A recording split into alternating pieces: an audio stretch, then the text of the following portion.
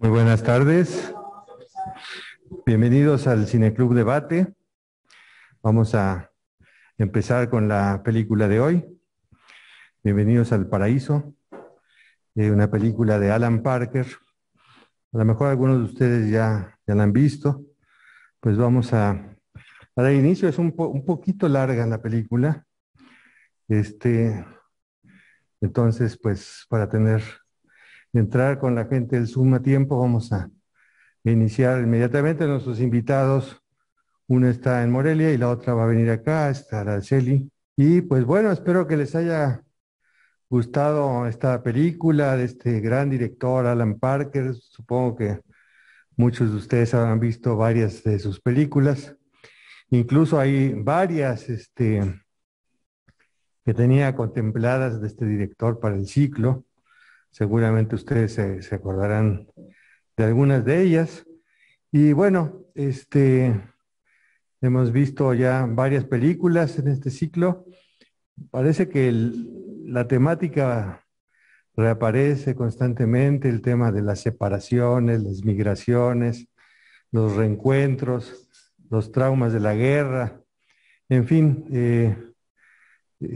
vamos viendo en cada película cómo de alguna manera se van conectando y nos hacen recordar algunas otras de las que ya hemos visto.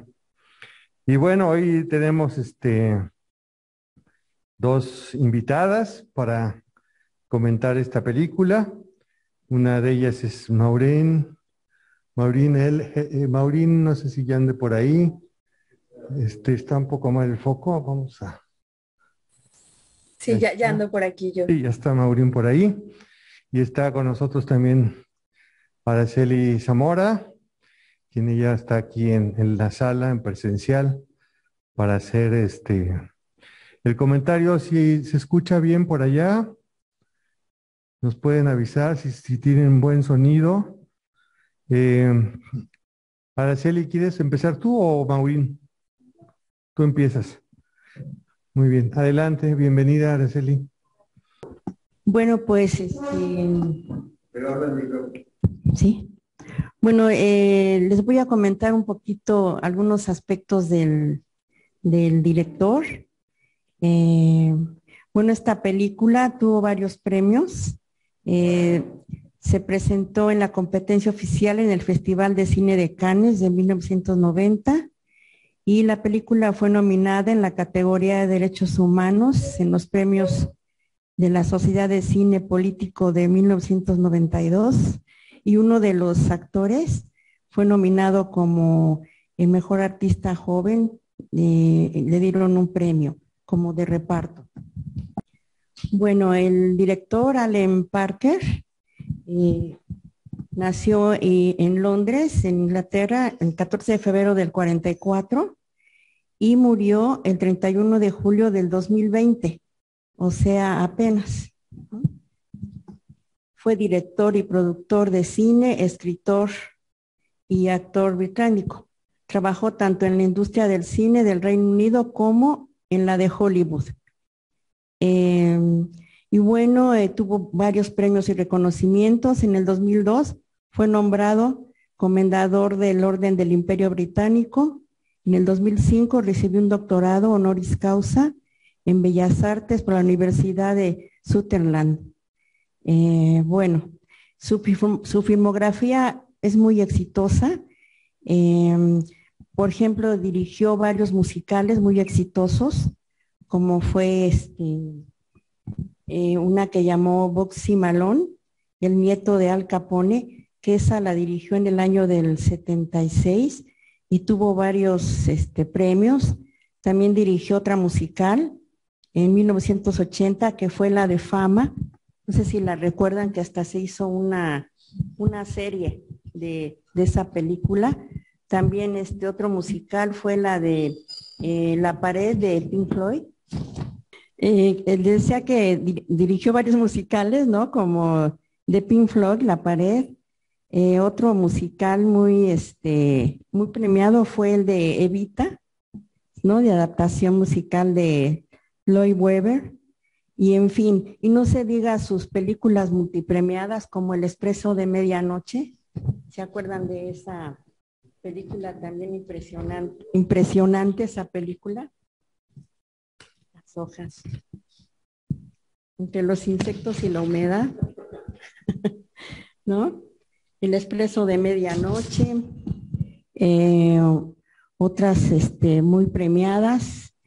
Arde Mississippi, que también fue una película de este corte racial, ¿no? En fin, todas estas películas fueron ganadoras de Óscares, de premios BAFTA. En fin, es un cine multipremiado, el de Alan Parker. Y bueno, en esta película,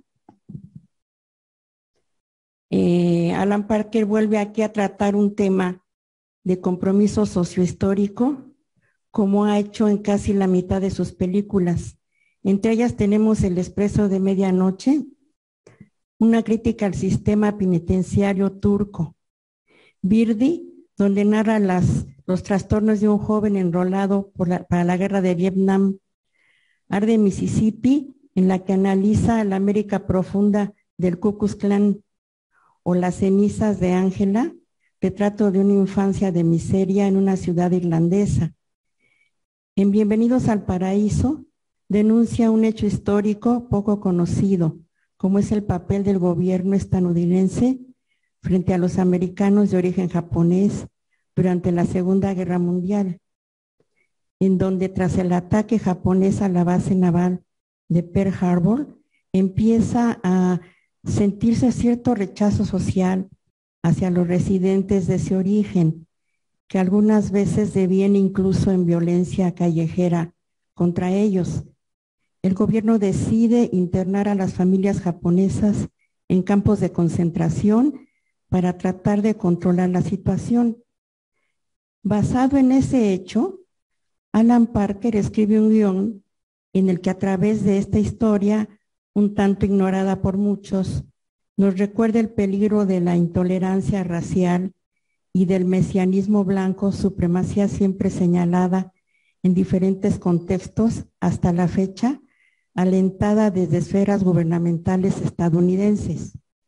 Enmarcada en una historia de amor, nos muestra otras aristas de la intolerancia a través de los avatares y pérdidas que sufre un luchador por los derechos de los trabajadores de origen irlandés a través del protagonista Jack McGurn, el actor Dennis Quaid, que pierde su trabajo y se ve obligado a dejar Nueva York, que su pareja lo abandona y su hermano lo rechaza por esa misma condición de rebelde.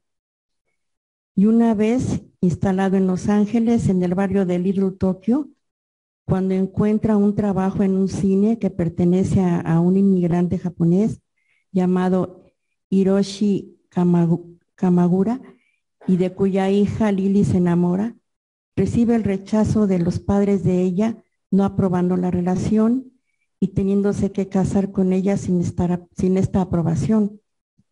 Otra arista de esta intolerancia de discriminación racial es cuando nos narra a través de los personajes japoneses es que debido a su condición de inmigrantes era ilegal otorgarles la nacionalidad y por lo tanto sin derecho a tener propiedades.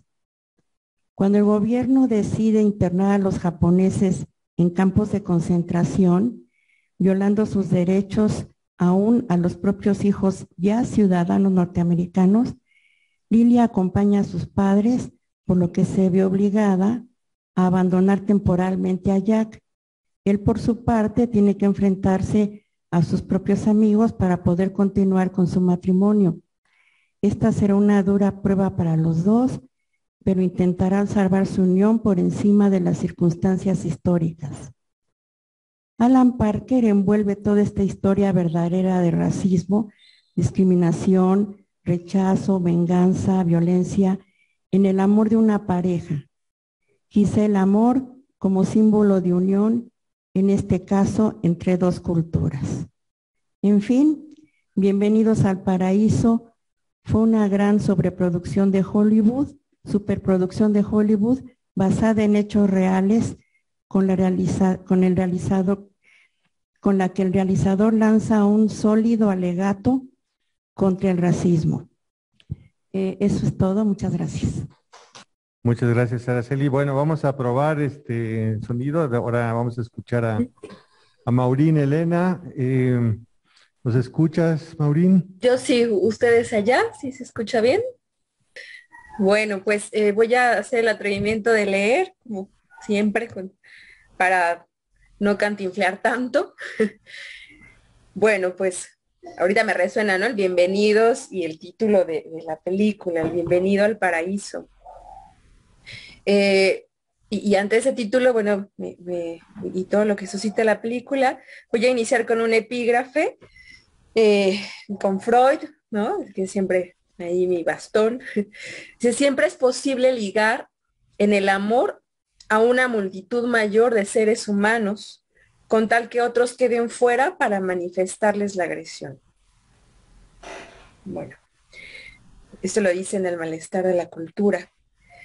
Iniciaré retomando una frase del diálogo de la película, donde la madre de Lily menciona tras la muerte de su esposo: a veces es mejor morir que renunciar a la vida. Y bueno, vaya frase que aunque parezca que se dice algo asociado, resulta contundentemente algo contrario. No es así como el tema de las guerras. Hemos estado viendo y escuchando aquí en este espacio del Cine Debate, donde aparece la pregunta si hay una elección a morir de pronto por la vida. Me llamó mucho la atención esa frase de la madre de Lily en la película. Con este filme resulta interesante que Alan Parker, como Araceli ya nos introdujo y además nos habla del contexto como director, pues nos muestre y logre transmitir los aspectos fuertes y limitantes que suceden en esta Segunda Guerra Mundial. Y bueno, la palabra concentración, pensando en estos campos, expresa unión y centro desde su etimología. De ahí que sean campos donde centran y unen. Pero me surgen estas preguntas: ¿qué unen? ¿Qué centran? ¿Transgresiones? En el filme hay una escena donde Charlie, el hermano de Lily, pregunta precisamente el por qué le llaman campamento y dice, no es un campamento es a donde se va a pescar y haces fuego al tallar dos palos. Dice, no somos los jodidos niños exploradores. ¿No? Cierro la cita de este personaje, porque pues claro, ¿no? Hay restricciones, hay represión social, física y aislamiento. Si tomo entonces esta palabra de represión, me permitiría hacer un poco ahí de pesquisas y de tejidos ahí con Freud y un poco con Lacan, porque al considerar que se hace unión entre varios o cultura, encontramos precisamente en trazos con Freud, como en Totem y Tabú, o en su texto de La conquista del fuego, como la configuración de una sociedad se exige en que todos se regulen de una misma manera, ¿no? Y estén delimitando pues sus descargas. El movimiento a la cultura implica que se guarden montos considerables de agresión para estar en una comunidad, ¿no? De tal manera, un campo de concentración vendría a configurar mucho más centrado la limitación de las descargas y dominios sobre sujetos y cuerpos. Entonces, si se piensa, ¿no? Que estos campos como cultura se ocupa de pronto como delimitar estos campos de concentración, vaya que delimitan, ¿no? Las descargas y hay dominios sobre los sujetos y los cuerpos. La configuración cultural en sí proviene de los primeros trazos simbólicos que le dan lógica a la cultura, ¿no? Bueno, yo no sé mucho de sociología, pero pensándolo acá con Freud y el psicoanálisis, como la lógica del incesto, ¿no? O entre otras, mejor espirituales y demás, como el no matarás. Y esas tienen que ver con un ejercicio de represión de las pulsiones, ¿no? Invitando a que se dirija hacia otro lado, hacia afuera. Es decir, la cultura se adquiere por renuncia a la satisfacción pulsional, ¿no? En términos de Freud. De ahí también que se usa el amor y el odio para crear fraternidades. Y sabemos que cuando se ejerce fuerza, ¿no? También como una fraternidad contra otra, una comunidad contra otra, o entre otros, ¿no? Pues hay entre mayor represión, pues va a haber un poco más allá de la agresión, ¿no? Y pensemos con el ejercicio de las guerras, vemos ahí este juego de la agresión, del amor, el odio. Si algo nos recuerda a Freud es que con la conquista del fuego, no fue un descubrimiento el fuego, ¿no? Sino es un sostenimiento y dominio. De ahí pensar la unión entre varios, como la cultura. Pero entonces, ante la conquista y dominio, es también unir sujetos, ¿no? O sea, pensando que si se conquista el fuego y hace cultura, ¿no? Como este ejemplo que nos habla Freud, también entonces estos campos de concentración, cuando se conquistan los cuerpos, se conquistan los sujetos, ¿no? Bueno, pues no sé si se conquisten, pero se dominan, ¿no? Pensaba así la conquista del fuego que trabaja Freud, ¿no? Que es algo que se sostiene simbólicamente entre varios, pero que tiene que ver con el dominar. Y esto es algo que elucida la película, en que aunque haya japoneses ya nacidos en Estados Unidos, siguen en ese tiempo como conquistados, sin poder tomar lugar y postura como tal, como nacionalizados. Y digo, no es tan distinto ahora con los latinoamericanos, ¿no? Se sabe ciertas diferencias. Pero bueno, en este tiempo que nos muestra el filme, vemos que a los japoneses se les puede enviar al campo de concentración, que justamente de campo, como se menciona ahí, no tiene nada. Pues es un desierto donde se encontraban confinados y con cierta permisibilidad, que parece que es lo que permite ahí establecerse lazos y comunidad. Si bien no parece tan malo si se hace la comparación con otros campos de concentración que hubo en esos tiempos, pero parecían como una función de eslogan para Estados Unidos. Recordemos cómo el hermano de Jack, el protagonista, que también nos refiere a Araceli, menciona que en Estados Unidos es un país grandioso, ¿no? Una escena cuando llega Jack con su hermano. Y aislando las ideas de los rojillos, eh, como los nombra ahí, aquellos que buscan la equidad y justicia social y laboral. Injusticia como lo es mostrado casi al principio del filme, en que un japonés, siendo emigrante, no puede ser dueño, solo alquila el cine, lo reafirma el personaje de Lily. Dice, es ilegal ser ciudadano. Y Jack le dice que él no lo sabía. Y dice ella que muchos no lo saben. Son así, me llama atención, aquellas cuestiones que quedan como veladas. Escenas posteriores vemos que Jack se encuentra en Seattle, ¿no? Trabajando en la fábrica y comienza la manifestación. Justo Jack lo ve y justo como un rojillo, ¿no? Pues voy a poner comillas para lo de rojillo, pues sabe sobre injusticias y leyes laborales, además por su experiencia en sindicato. Él menciona, y me parece muy interesante esta frase, la voy a citar, que nos pone ahí Alan Parker, bueno, el diálogo, se nos basta tener algo para decir, no basta, perdón, tener algo para decir si nadie lo escucha. 6 sujetos no hablan por todos, solo todos hablan por todos. Por tanto, él menciona la ley donde tienen permitido hacer piquete con quejas legítimas, alza la voz cargando al manifestante herido, y los demás solo miraban, como bien dijo. Si es solo uno, no habrá quien escuche.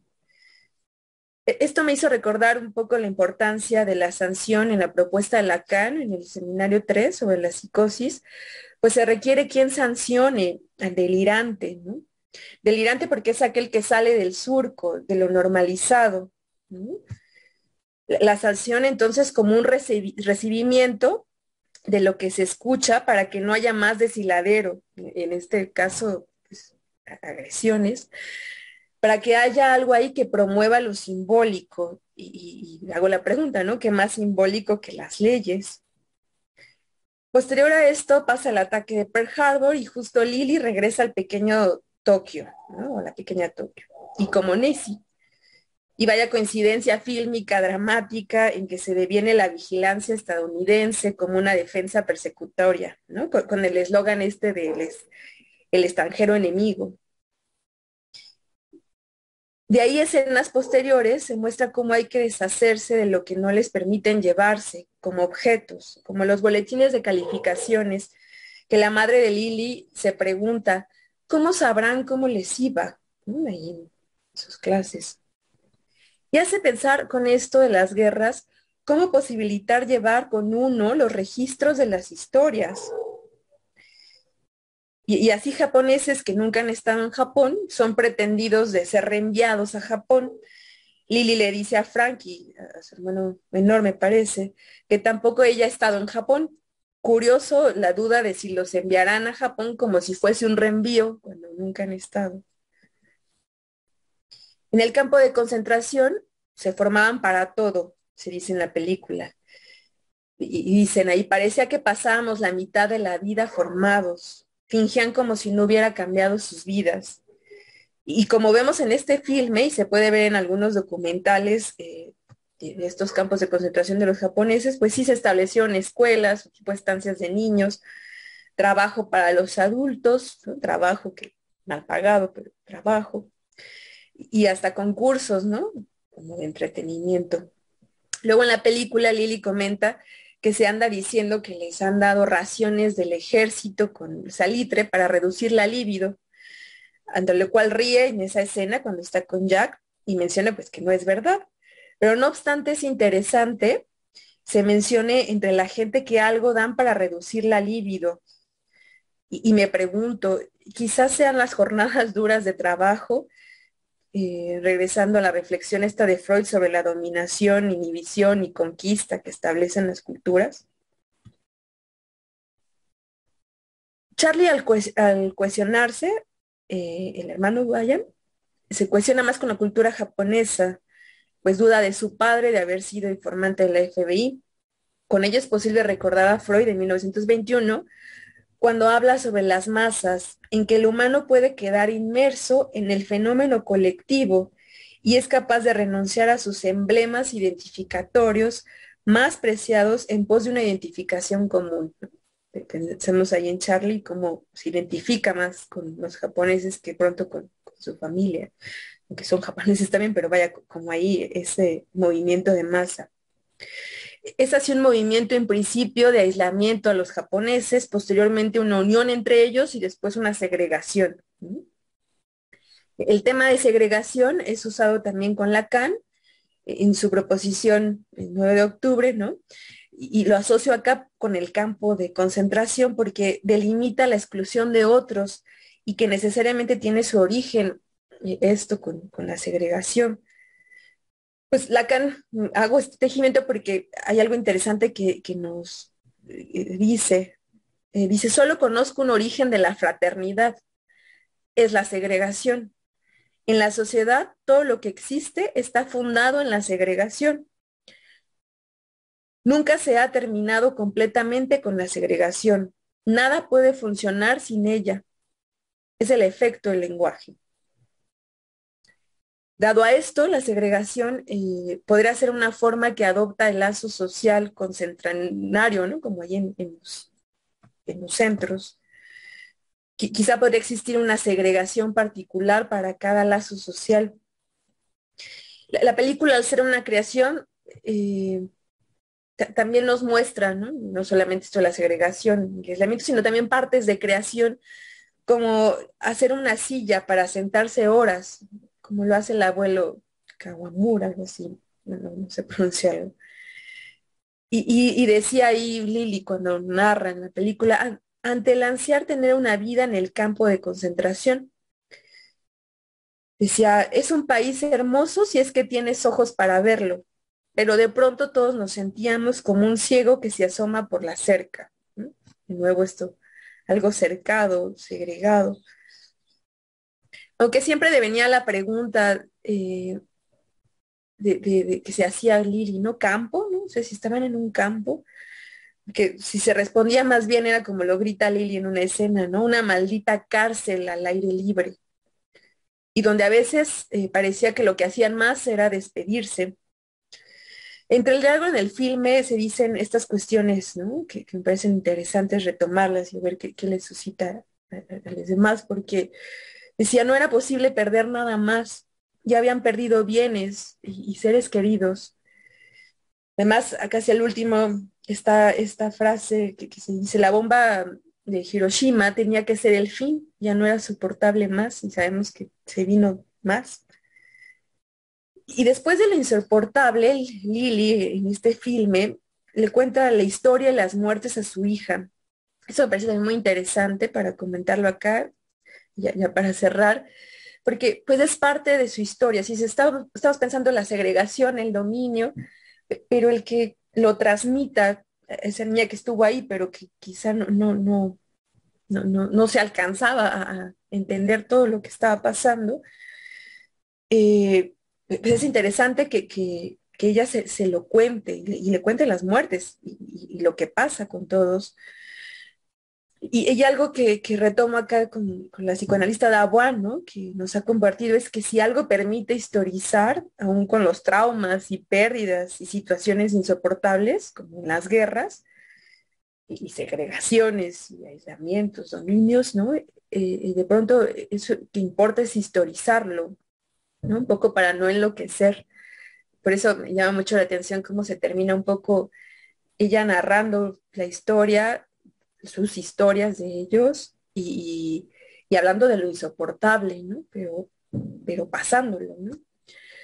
Bueno, creo que es todo, no sé si me extendí mucho y gracias.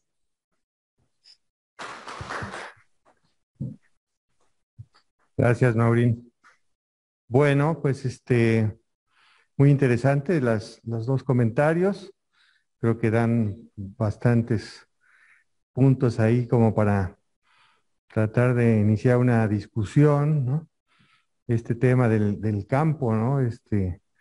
Tiene como esta doble faceta, ¿no? Cuando hablamos de campo, incluso parece que en su origen etimológico también el campo tiene que ver con aquello donde emerge la siembra, lo que se cosecha, ¿no? Lo que tiene que ver con la vida, pero al mismo tiempo el campo también nos remite a los campos de guerra, a las batallas, ¿no?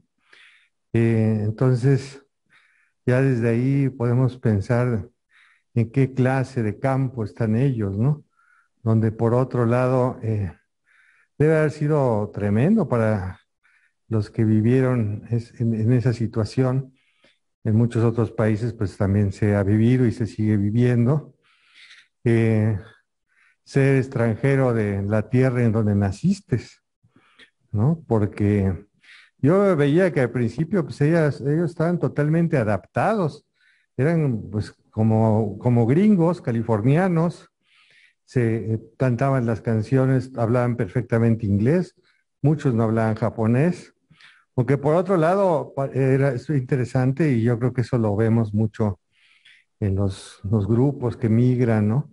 Donde parecía que no se mezclaban mucho, o sea, no había ahí un mestizaje de raza, ¿no? Viene la guerra y entonces ellos se transforman en los enemigos. Si de por sí ya eran de alguna manera distintos, ¿no? Y en ese sentido eran tratados de una manera también diferente, excluidos, segregados, como decía Maurín, ¿no?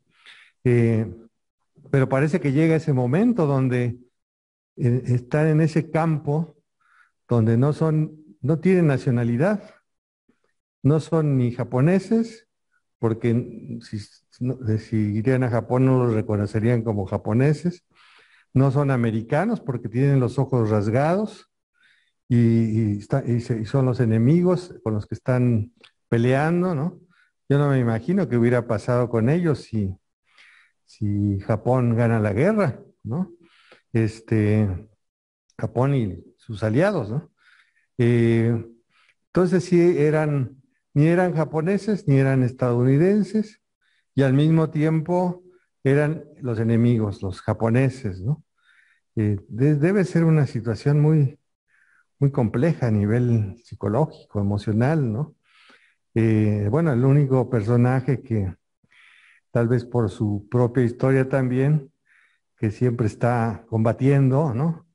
El personaje que se enamora de la japonesita, pues él busca, ¿no? Eh, ese vínculo y es fiel, ¿no? Lucha contra ese racismo, se identifica con los japoneses, con la familia, ¿no? Eh, en fin, eh, es de alguna manera dentro de lo trágico de toda guerra, pues de alguna manera hay un final más o menos feliz, ¿no? Eh, bueno, no sé si alguien quiera comenzar, ya sea de aquí de la sala o de los que están en el Zoom, con algún comentario, alguna pregunta. A ver, Cuca.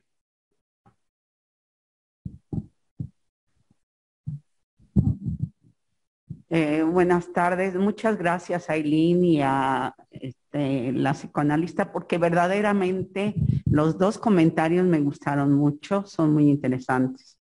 Yo lo que pude observar en la película, Araceli, no sé si esté bien, es el racismo de parte de los dos, el racismo hacia los japoneses y el racismo de los japoneses también a los estadounidenses, porque se ve que la familia rechaza a Jack, porque no es japonés. O sea, son círculos muy cerrados. Y eso, que es ficción, fue la realidad. Los japoneses no se mezclaban y el papá era el todopoderoso y en Japón primero se bañaba el padre, después los hijos varones, después las hijas y al último la madre. Entonces, es un clan terrible. Creo que ya ha cambiado mucho, pero no tanto, porque sigue habiendo eso. Y el otro punto que lo mencionaron los dos y también Alberto, son norteamericanos siendo japoneses, pero no hablan el japonés, no conocen Japón y están un poco añorando siempre el Japón, aunque son estadounidenses. Entonces, no están. Esto sucede también con nuestros hermanos que se van a Estados Unidos. Y yo que he ido a Houston, pues veo que gentes que tienen 40 años, entras a su casa y todo es mexicano. Comen tamales, comen pozole, celebran el Día de la Virgen de Guadalupe, etc. O sea, no son norteamericanos, aunque tienen ya la nacionalidad norteamericana. Y no los tratan igual como a norteamericanos, ¿por qué? Porque se les ve el color. No son güeros, no son blancos. Hablan el inglés, sí hablan un inglés perfecto porque tienen 35 años, pero sus hijos y los nietos no quieren hablar el español porque les da vergüenza, porque los discriminarían. Pero de todos modos, los que quieren ser gringos no lo son. El color y muchas cosas. Entonces aquí se ve. Es una historia de amor que es durísima porque Jack siempre está ausente. Tiene que andar como huyendo y la muchacha saca a la niña, claro, un poco con el apoyo de las hermanas, los hermanos. Y lo que nos presentan es que es una familia de japoneses muy preparados porque son artistas, sacaban muy buenas notas en las escuelas, muy brillantes, pero les va mal. Y la mamá es la que está abajo de todos. Entonces, bueno, yo no quiero eso en mi país. Yo creo, aunque aquí, bueno, hay solo un día de la madre, todo el año se le trata mal a la mamá, excepto el 10 de mayo, ¿sí? Y todo el mundo mienta a la madre en los carros y en todos lados, pero el 10 de mayo se le invita a comer, se le da un regalo. Pero los regalitos también son la lavadora, la licuadora, para que haga el quehacer y para que me dé de comer. Entonces, esa es nuestra realidad. Y mientras no cambiemos, pues nos va a ir. Pero yo sostengo que es el mundo ya de las mujeres, porque las mujeres están sobresaliendo en todos lados, en el deporte, en la medicina, en el psicoanálisis, en todos lados. Sí, efectivamente, yo creo que este problema de discriminación racial, pues es vigente, ¿no? Yo me preguntaba cuando vi la película, ¿qué habrá pasado después del 2001 con los musulmanes que vivían ahí en Estados Unidos? ¿Qué habrá pasado, no? Y bueno, ya ven que siguen la policía matando a los negros. Bueno, yo creo que es un problema por siempre, ¿no? Sobre todo esta condición que tienen de ser ciudadanos norteamericanos, pero son y no son, porque se violan sus derechos, etcétera, ¿no? Yo creo que esta discriminación racial es mundial. En nuestro país hay discriminación racial en todas partes, ¿no? Ese es un problema vigente. Ok, gracias, Araceli. Bueno, yo creo que todos los días son días de la madre en México. Incluso si te la mientan, todavía con más razón. Sí, esta cuestión es interesante en Estados Unidos, ¿no? Con los migrantes, ¿no? Mexicanos, ya de segunda o de tercera generación, o no quieren hablar español, o ya lo hablan muy mal, o de plano ya después ya ni lo hablan, ¿no? Sí, ¿por qué? ¿Cómo explicarnos eso, no? Primero es una cuestión así de cosa cerrada, ¿no? Como tal vez este tema de los campos, ¿no? Que Maurín mencionaba, ¿no? Como mantener algo ahí puro, ¿no? De no mezclarse. También con las ideas tal vez de grandeza de cada pueblo, ¿no? De superioridad, ¿no? Porque bueno, el Japón también entraba dentro de este eje de los elegidos, ¿no? De los superiores, ¿no? Entonces, por ahí, vamos a pasar varias películas que tienen que ver con Japón y las guerras, y es muy interesante, pues, la mentalidad que tienen, ¿no? Pero sí, ahí no querían mezclarse. Pero en esta cuestión de por qué de repente ya no quieren hablar el idioma de donde vienen, de su cultura, ¿no? Hay como una cuestión de vergüenza. Tal vez ese efecto también de las cuestiones traumáticas, ¿no? Estas cuestiones también del racismo, ¿no? Pues bueno, Estados Unidos, que yo creo que son de los campeones del racismo, a pesar de que estaban luchando por la libertad, digamos, de la invasión de los nazis, pues al mismo tiempo ellos son muy súper racistas, ¿no? En esas épocas, pues yo creo que era contra los mexicanos, los japoneses, los chinos, los negros, ¿no? Especialmente también, ¿no? No podían estar en la misma escuela, ¿no? Con los blancos. Después, cuando los empiezan a aceptar al negro, lo ponían en una orilla, ¿no? Entonces, sí, estas cuestiones de marginalidad, como si hay que olvidar el origen para que a ver si nos aceptan, ¿no? A ver si somos aceptados más como norteamericanos, ¿no? Entonces, toda esa cuestión de migración se dan esas guerras, ¿no? Se dan esas guerras donde está en el centro todo el tema del racismo, ¿no? Eh, en fin, creo que el ingeniero, ¿hay alguien? Emeori, ¿quieres decir algo? Sonia está pidiendo. Sí, no, espera. Este, ¿Tú no quieres decir algo sobre esto que decía Cuca? Pues precisamente yo mencionaba un poquito eso, ¿no? Como ahorita que lo retoman, ¿no?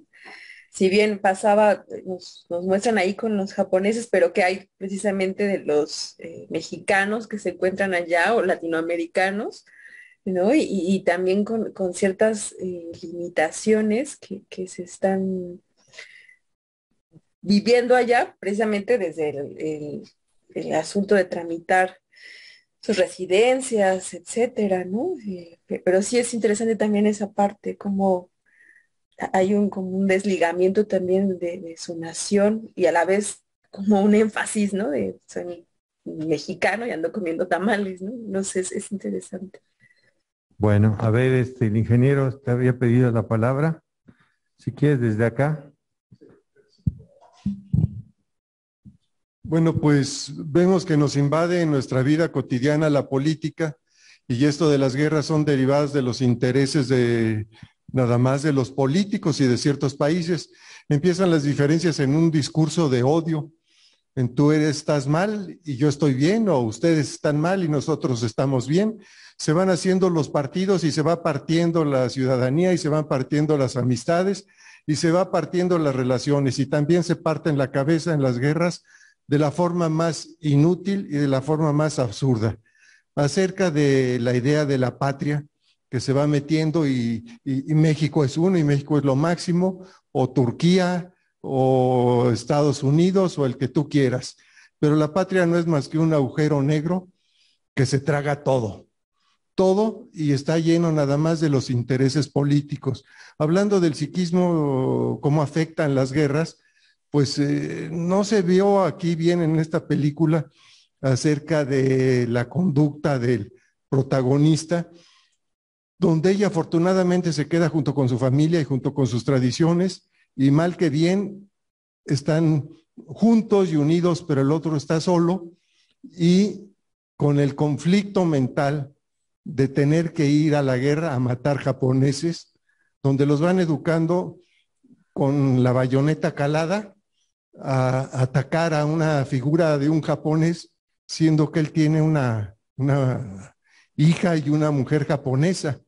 Entonces viene un conflicto mental gravísimo que no lo representa la película, y eso mismo lo puedo derivar a nuestra vida diaria, donde he visto ahora que se pelean hermanos, amigos y familias por tonterías partidistas. Acerca de la mujer, qué bueno que tiene grandes poderes ahora, que decía Cuca, y pues bueno, todos saben que el 10 de mayo es el Día de la Madre, pero yo les pregunto cuándo es el Día del Padre. Y resulta que entre amigos nos equivocamos del segundo domingo y era el tercer domingo. O sea que de que la mujer tiene poder, lo tiene. Y bueno, pues eso es lo que quería decir.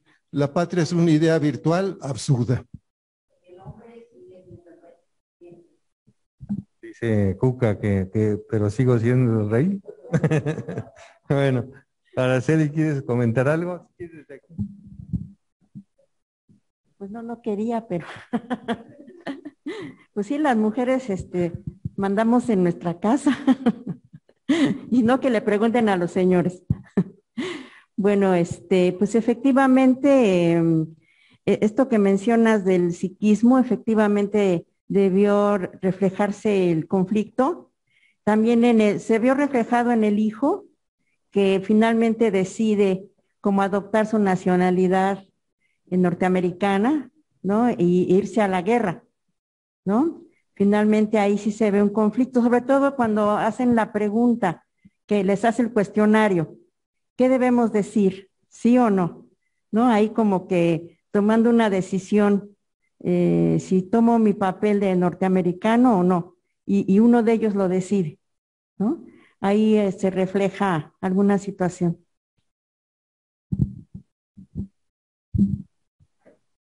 Sí, parte de las preguntas que se han dado en los otros debates, ¿no? Que hacía Esperanza Pla, justamente, y otras personas, ¿no? Sobre esta cuestión de la guerra y la paz, ¿no? Es cómo terminar las guerras, ¿no? No sacando las banderas, dice el ingeniero, yo iba a decir bombitas, el ingeniero José Manuel Escudero, que es el Día de los Ingenieros, felicidades. Hoy es el Día de los Ingenieros. Sí, es decir, cómo no engancharse en lo mismo, ¿no? Que es en las pequeñas guerras, ¿no? De género o de los partidos políticos, ¿no? Caer en estas cuestiones, nosotros somos los buenos o las buenas y los otros son los malos, ¿no? ¿Cómo llegar a la paz, ¿no? Eso sería como la violencia que está en el ser humano, es parte del ser humano. ¿Cómo tolerar las diferencias? Yo creo que ese es uno de los puntos que son como importantes, ¿no? Y yo creo que la historia de amor, eh, yo creo que nos da un ejemplo, ¿no? Porque al final de cuentas es una relación interracial, donde no solo se tolera la diferencia, sino se quiere la diferencia. Sí, es una mujer bien bonita, la japonesita, y él también, ¿no? Es decir, los podemos ver bonitos, ¿no? Y cómo en contraste, pues, esos discursos de odio, ¿no? Que dicen, no, nosotros los americanos somos los mejores, o lo contrario, los japoneses, ¿no? En fin, yo creo que es el contraste, ¿no? Estos inmigrantes que pueden adaptarse, querer a ese nuevo lugar donde llegan y al mismo tiempo rescatar su cultura, ¿no? Bueno, está en la lista Sonia Patricia Murguía, tienes la palabra. Adelante, te Buenas noches. escuchamos.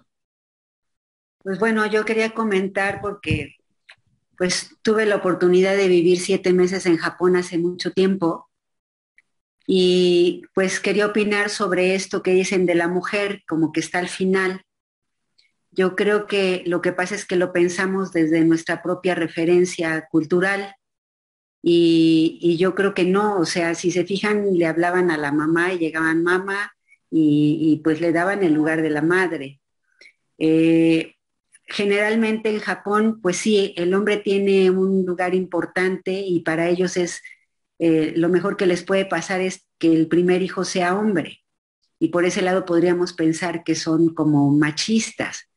Pero, por ejemplo, el esposo en Japón se usa que llegue y le entregue el cheque completo a la esposa y la esposa decide cómo se distribuye el dinero para el funcionamiento de la casa. Entonces, no es que la mujer tenga el último lugar. Claro, últimamente pues hay como otros lugares que se están moviendo, o si acá se están moviendo también los lugares de la mujer, pues allá también. Pero creo que es importante no mirarlo como esta situación de dejar a la mujer hasta el final, porque si de todos modos, pues digamos, ella recibe todo el cheque y ella decide cuánto le da al marido para que se vaya a su trabajo o cómo se distribuye para la comida o lo que sea, pues la mujer también tiene ese poder, como pensaría yo, como tratando de equilibrar un poco lo que sería la relación de pareja. Ahora, cuando yo estuve ahí pensé que quizás el mestizaje es menor porque la escritura es muy complicada y es un lenguaje muy ajeno al nuestro. Yo creo que ahora con la inundación de las mangas y de esta cultura japonesa que se ha metido con los jóvenes, pues podríamos pensar que hay algunas expresiones que no son tan ajenas y que pues de pronto los jóvenes podrían acceder como a la cultura, pero yo creo que más que por un racismo recalcitrante que el que no se den las mezclas, yo creo que es más por el obstáculo que implica el lenguaje. Conocí una amiga en aquel entonces que le di clases de español y al final se casó con un mexicano. Y bueno, pues para el mexicano fue muy tremendo insertarse en Japón porque pues finalmente tuvo que meterse a aprender la escritura y pues la escritura se lleva, o sea, un idioma se lleva mucho tiempo y la escritura en japonés pues es muy complicada y se llevó también muchísimo tiempo el que él aprendiera a escribir y pues hizo la universidad en Japón, en japonés, pero hacerla le costó un esfuerzo tremendo, ¿no? Finalmente, bueno, ahora actualmente viven en Japón, tienen hijos japoneses, pero yo creo que el lenguaje y la escritura pueden ser un obstáculo para esta falta de mestizaje en la raza. Yo recuerdo que en aquel entonces a los japoneses les encantaban los ojos pues como los nuestros, ¿no? Realmente yo creí que tendrían como cierto odio a los gringos por lo que ocurrió con la guerra y pues yo vi que eran como su ideal del yo. Entonces, pues en realidad sí creo que hay una gran admiración pues a Occidente. Hay muchas cosas en las que han apostado a parecerse a Occidente más de lo que pues uno creería.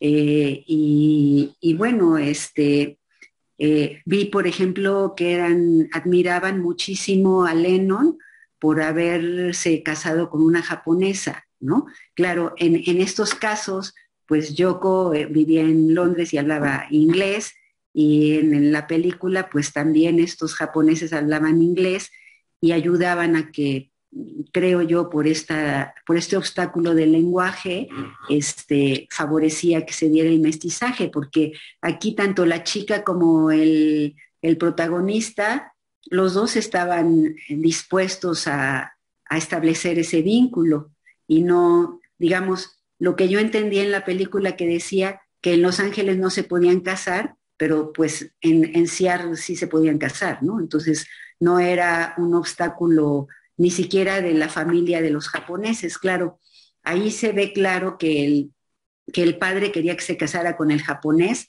pero más que por mantener la raza pura, era pues por el dinero, ¿no? Porque pues el yerno le iba a resolver la vida y le iba a permitir regresar a lo mejor a Japón con dinero. Pero bueno, pues finalmente ella pues rescató su propio deseo y no se dejó atrapar del negocio del padre. Entonces, bueno, pues por otro lado, quería comentar, Panzán de Goleyac desarrolla trabajos relacionados con las migraciones y y los hijos de migrantes, y a esto le llama neurosis de clase, porque efectivamente observando lo que pasa con los migrantes, pues ellos muchas veces no le dan el lenguaje a los hijos que nacen en el otro país, un poco pensando que finalmente el lenguaje que tienen que saber es el del otro país. Digamos, Goleyac pues hace trabajo con africanos que emigran a Francia y que finalmente pues los hijos de esos migrantes hablan francés y muchas veces no hablan su propio idioma, aunque de todos modos hay esta mezcla cultural en donde pues los padres conservan sus tradiciones y pues los hijos las conocen, pero finalmente también ellos se sienten como ni de aquí ni de allá, y por eso es que le llaman neurosis de clase, porque dice, bueno, si los padres en ese caso hablan francés y no, los padres hablan otro idioma pues de África y los hijos hablan francés, pues de pronto hay ahí cómo se comunican, así como aquí los mexicanos que van a Estados Unidos, los hijos hablan inglés y los padres hablan español, pues no se pueden comunicar si no hay un idioma en común. Y entonces, pues lo que de Goleyac señala es que pues finalmente los hijos están como desenraizados y no, los vínculos con la familia son muy complicados. Y entonces, bueno, pues los mismos padres le dicen, pues no te parezcas a nosotros, tienes que parecerte a los que viven aquí, tienes que ser de la cultura de los que viven aquí. Y entonces hay hasta una petición de estos padres como de este desprendimiento, a pesar de que hay un anhelo, pues, de superación de estos hijos, de apoyo de estos hijos, pero en una situación muy compleja de negación de la cultura y del lenguaje para permitirle a estos hijos adaptarse a la cultura en la que están obligados a pertenecer, ¿no? Bueno, eso es lo que quería yo comentar. Gracias. Muchas gracias, Sonia. Muy buen comentario, muy interesante lo que nos aportas. Tú que has estado en Japón, ¿no? Incluso me imagino que además debes de saber bastante de música japonesa, y habla algo bastante japonés. Y bueno, creo que es para pensar. Hemos visto varias películas. La semana pasada nos comentaba Germán Ortega esta película de La mujer con los 5 elefantes. Y también ya nos había comentado Germán la película de Maidán, ¿no? Entonces, esa cercanía, esas fronteras, ¿no? Entre esos países cercanos a Rusia, frontera con otros también que están en guerra, ¿no? Como Ucrania, que son guerras que se vienen arrastrando de siglos, ¿no? Y donde lo que queda es un gran resentimiento de una generación a otra, ¿no? Y reaparece el odio y después el otro odia más y si el otro toma el poder, entonces va a ser lo mismo que les hicieron a ellos, ¿no? La balada para un soldado también vimos estas relaciones interraciales entre la posibilidad de amar en tiempos de guerra, ¿no? Eh, Ahora, Japón y Estados Unidos están muy lejos, ¿no? Es interesante porque creo que es otra situación. No sé cómo habrán llegado estas migraciones japonesas, por qué habrán llegado, en qué tiempo llegaron, y donde se funda ahí una pequeña ciudad, el pequeño Tokio, ¿no? Así como también en San Francisco está el Chinatown, ¿no? Y se conserva mucho de su cultura. Ahora, la guerra parece que fue un parteaguas, ¿no? La bomba especialmente que pone fin a la guerra, pero que marca el triunfo de Estados Unidos sobre los japoneses y parece que genera un efecto curioso, ¿no? Porque Sonia decía, parecen ahora el ideal del yo, ¿no? Muchos japoneses adoptan mucho de las costumbres norteamericanas, los imitan, incluso el dibujo, el artístico, surge el manga, ¿no? Y ustedes pueden ver las características de manga y de repente uno puede ver los personajes de Walt Disney. En lugar de los ojos rasgados, los hacen grandes, ¿no? Entonces hay algo ahí que se generó, tal vez porque ellos son los que ganaron, que se construye una especie de ideal ahí, hacia de los que los derrotaron, ¿no? Eh, en fin, es muy interesante. No sé si alguien de aquí o alguien del Zoom quiera. Hola, comentario de Jorge Quevedo, adelante. Perfecto. El comentario que quiero dar es que Estados Unidos, digamos, dentro de todo lo que, como son ellos, imperialistas y todo, eh, tuvieron a bien reconocer su error de haber aislado a estos japoneses durante esa situación, de tal suerte que por ahí del 46 desmantelaron todos los campos, y estamos hablando ya de épocas muy recientes. En 1976, Gerald Ford pidió perdón a toda esta comunidad, y Reagan en el 88 también se disculpó, y a los que todavía sobrevivían de esa época les entregaron $20,000. En 2001 los campos de concentración pasaron a ser como lugares culturales y emblemáticos para no olvidar esa gran, ¿cómo se puede decir a ellos? Mancha negra que tienen en su historia, en cuanto a esa situación de campos de concentración. Que al final de cuentas no era un campo de concentración como tal, porque ahí mismo hacían sus fiestas, ahí mismo se organizaban y alguien era el encargado, así como presidente municipal o por galeras o lo que sea, y tenían, bueno, la asistencia de comida, todo a nivel comunal, pero al final del día no era como tal un trato como lo hacían los nazis, etcétera, ¿no? También esa orden o esa orden ejecutiva que le llaman, que dio Roosevelt, también se hizo extensivo para los italianos y para los alemanes que vivían en Estados Unidos. De esos realmente no investigué, no sé si sepan ustedes algo de ello, pero también existieron, se hizo extensivo para, pues eran los países del eje, ¿no? Los aliados. Eso es todo lo que quería comentar. Gracias por la aportación. Aquí, Valentín, adelante, Valentín. Según vi la película y según se ha comentado ya extensamente, hay un gran paralelismo en todo lo que es racial, ¿no? La idea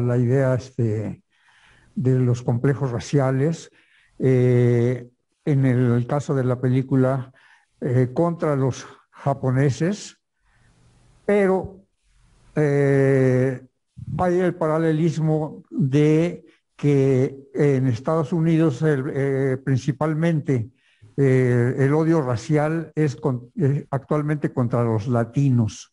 Muy probablemente, casi seguro, es por la influencia del expresidente Trump, de todo lo que inculcó y tiene muchísimos seguidores, desafortunadamente. Entonces se está viendo que Estados Unidos actualmente está en una gran crisis. Iba yo a decir varias crisis, pero pues es lo mismo, ¿no? Porque por un lado está, por ejemplo, que ya se retrocedieron en el avance que habían tenido de permitir los abortos. Ahora se fueron al contrario, ¿no? A prohibirlos. Luego lo de las armas. A pesar de que hay masacres cada rato, no quieren prohibir el tener las armas. Ese es otro punto. Pero volviendo a la cuestión racial, pues yo lo que quiero expresar es un deseo de que no les vaya tan mal pues a nuestros hermanos que están por allá, hermanos mexicanos, ya sea los que están migrando en este momento, como los que ya están allí establecidos, que no les vaya a ir como a los japoneses de la película. Es un deseo sincero.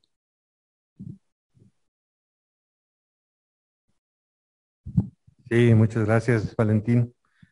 Pues sí, vemos que estos fenómenos de las migraciones y las guerras, pues van siempre de la mano, ¿no? Ahorita en Ucrania, ¿no? Cómo ha tenido que salir su población, más de 5 millones, ¿no? Más pues todos los muertos que hay, ¿no? Y son recibidos en otros países, ¿no? Pero en México, pues, y Latinoamérica, pues vemos esos fenómenos de migración masiva. Antes era en La Bestia famosa, ¿no? Y ahora son caravanas, ¿no? Y como el COVID son oleadas, ¿no? Y de repente van todos en grupo, ya acaban de desistir de esa ley de quédate en México, ¿no? Así como estas leyes de los muros, ¿no? Que bueno, Jorge Quevedo decía, no es un campo de concentración. Claro que no hay una cosa de eliminación sistemática, como en los campos de concentración nazi, pero no deja de ser un campo de aislamiento, ¿no? Estaba rodeado de púas y eras visto como el enemigo, ¿no? O sea, están concentrados ahí como si estuvieran en un zoológico, ¿no? Muy a la deriva, les perdieron todas sus cosas, tenían que venderlas, rematarlas. La escena esa donde tienen que prefieren romper los discos porque hay ahí todo un tema de abuso, ¿no? Entonces, pues sí, estas cuestiones de las migraciones, de la guerra, pues son el pan de cada día, ¿no? Donde las gentes tienen que irse de sus países porque no encuentran oportunidades, ¿no? Viven miserablemente y muchos dicen, pues si me voy a morir aquí de hambre, pues me la juego. Esa es mucha la mentalidad. Desde luego, además, los engañan, los polleros, ¿no? Los coyotes, y ahí se vuelve otra vez el uso y abuso de pues estas pobres gentes que lo que quieren es un lugar para vivir, ¿no? Para estar mejor. ¿Cómo sería un mundo sin fronteras, no? Sería también la pregunta, si puede existir. No sé quién más quiera participar. ¿Alguien de allá? Sonia, ¿otra vez? Otra vez, Sonia. Adelante. Es que me faltó decir, ahorita que decía de Roosevelt me acordé, porque o sea, Hiroshima y Nagasaki pues fueron la marca de que perdía Japón y pues era la humillación al país, pero no paró allí. En esa época MacArthur estaba en Estados Unidos y le pidió a Hirohito, que era pues el emperador en aquel entonces, que anunciara por radio que no era descendiente del sol o de los dioses. Entonces, la columna vertebral de la religión de los japoneses, que es el sintoísmo, pues era su emperador, ¿no? Y entonces, obligando al emperador a anunciar por radio que no era descendiente del sol ni de los dioses, como ellos tenían, digamos, armada su religión, pues esa humillación fue todavía peor o del mismo nivel que las bombas atómicas. Entonces, los mismos japoneses me contaban que por eso se volvieron budistas, porque aunque China quiso colonizar Japón desde el siglo XIII y hubo una penetración del budismo muy importante, pareciera que a partir de la Segunda Guerra Mundial, muchos que no habían adoptado el budismo porque el sintoísmo era prácticamente la identidad del japonés, pues digamos que de alguna manera destrozaron el sintoísmo y pues hay gente que combina el sintoísmo con el budismo. A lo mejor el sintoísmo no se acabó, pero sí le dieron digamos, un martillazo brutal a la columna vertebral de su cultura, de su religión. Eso es lo que me había faltado. Gracias, muy interesante todo esto que nos aportas, que eres toda una conocedora de la cultura japonesa. Bueno, vamos a pasar en unos meses una gran película también que tiene que ver con estas cuestiones del amor y la guerra, lo interracial, que se llama Hiroshima Mon Amour, no sé si la ubican, basada en una historia de Marguerite Duras. Entonces, pues, creo que es una película muy superior a esta, aunque esta no está nada mal, pero la vamos a ver también por acá. Bueno, pues, no sé si alguien del Zoom o de aquí quiere hacer una última intervención. Ya estamos pasándonos de tiempo. Adelante. Bueno, creo que lo único que nos ha faltado hacer un hincapié es en cuál es la etiqueta que reciben los japoneses nacidos en el extranjero. Aquí la chica lo dice en varias ocasiones, ¿no? Somos Nisen, no somos japoneses. Somos japoneses, somos herederos de la cultura, pero no pertenecemos a ella. Esos son por eso no tienen patria. Muy bien. Pues no sé si Araceli o Maurín quieren cerrar, decir algo más. ¿Sí? Bueno. Bueno, pues en relación, yo pensé que una manera de que Alan Parker nos presente esta película, pero enmarcada en una situación amorosa, yo decía en mi comentario que parecía como un simbolismo de amor entre dos culturas, ¿no? Que sí se podría posibilitar. Me pareció que quisiera eso, ¿no? Quizá. Sí, Jacques Lacan hacía un juego de palabras en francés, enamorament, que si divide la palabra en, es odio, amorament, amoramiento, entonces es un odio-amoramiento. Las relaciones humanas siempre se está mezclando el odio y el amor, ¿no? Donde se ama lo diferente y se odia lo diferente.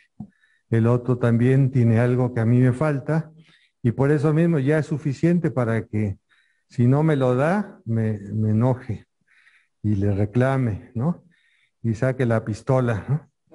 Y quiera matar eso que amo tanto. Acabamos de ver un feminicidio, ¿no? De un asesino de la tercera edad, casi de la cuarta edad, con una muchacha de 22 años, ¿no? Es decir, esas locuras que pasan en México.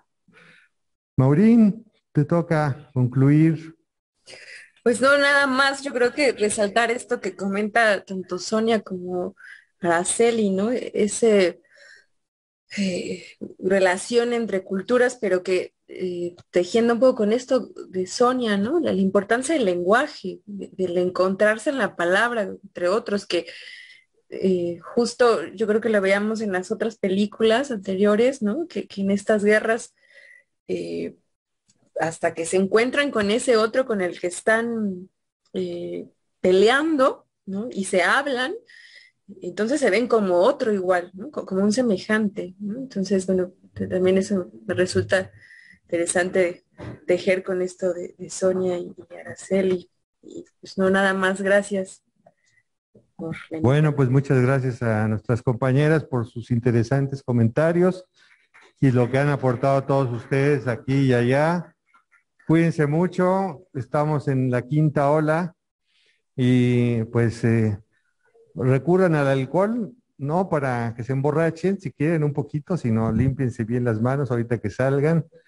Y pues en la próxima semana vamos a tener una excelente película, Las tres estaciones de la melancolía o Las tres habitaciones de la melancolía. Muy buena película, no se la pierdan. Inviten a sus amigos, díganles que vengan o que participen desde el Zoom. Y pues muchas gracias. Seguimos acá en este ciclo y un aplauso para todos. Gracias.